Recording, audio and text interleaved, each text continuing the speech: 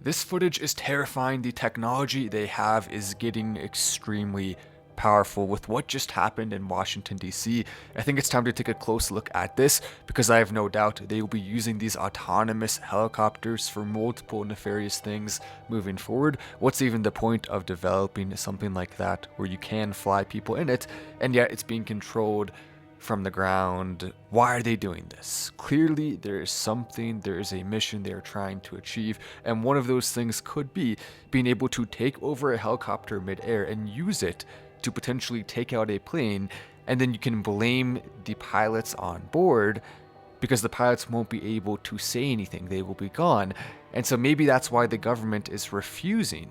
And specifically, I'm referring to the local government in Washington, D.C., the police department there, and the people running that branch of the military. They are refusing to say who was on the helicopter, at least not all of the names. Some of the names have come out, all of them haven't. President Trump needs to get on this immediately and reveal all of the information, because if it's true that those individuals on the aircraft were not in control of it, perhaps it was taken over at that time and it was used for nefarious purposes by people who are controlling things from behind the scenes, then that needs to go public. That's something I've been looking at very closely. It doesn't make any sense. The flight pattern it flew on, why did it zigzag like that? Why was it flying and not at the right altitude? Why was it blacked out?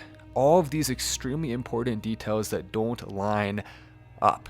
And if we're just going to ignore it, if we're going to ignore all of the other instances that have been happening recently, then I think that's a disservice to everyone who wants to fly safely.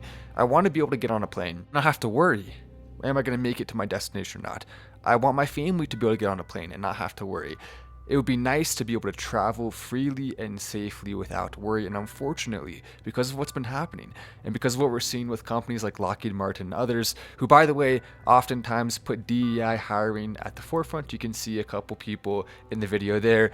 It's impossible now to tell if someone was a DEI hire or if they actually deserved to be there. And it's getting frustrating. You can kind of tell when someone does a bad job, but generally speaking, you can't just immediately tell, and that's a disservice to the people who aren't a DEI hire and actually did earn it, but now people are going to question it. That is the destructive nature of DEI. We're going to expose that and continue to get to the bottom of this. You have no other choice.